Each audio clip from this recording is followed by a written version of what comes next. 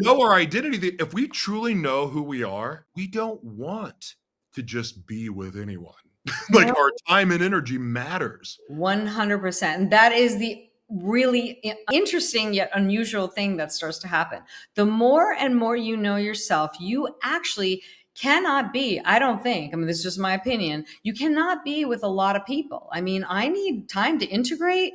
I need time alone. I just cannot be around too many people. And I'm very specific about who I spend time with. So the more I am in alignment with myself, that's what's been happening before I go out with anybody because it was a good time. Oh, yeah, yeah, I didn't protect my energy at all, and I ended up in a lot of really bad situations because of it.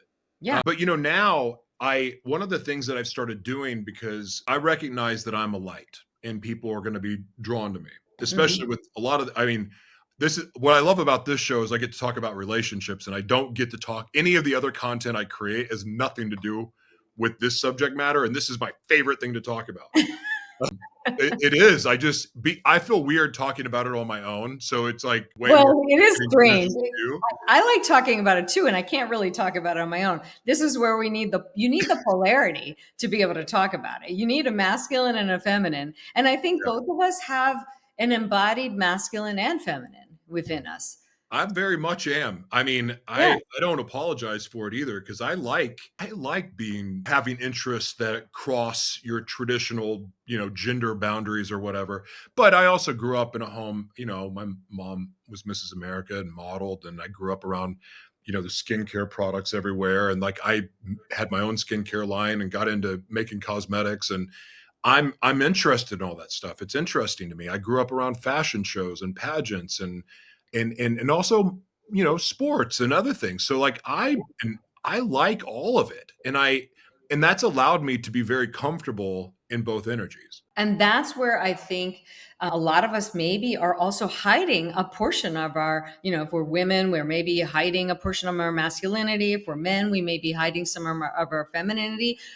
We should embody all aspects of ourselves despite what society says. So I think that's what makes this work between the two of us, because I have definitely a well-developed masculine side to me and a feminine side, and you also. So I think this is how we can explore these topics so well.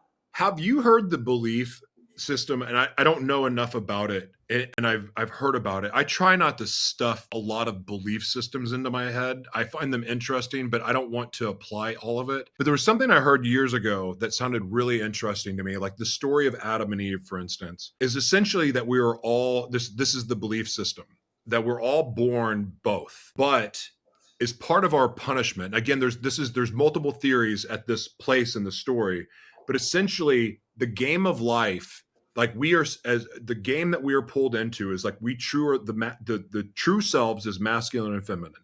Mhm. But at the beginning, we were split. Like, both energies were split. And the game of life is essentially doing all of the work necessary to bring the divine masculine and the divine feminine back together within ourselves. And that's how we truly discover who we are and our identity.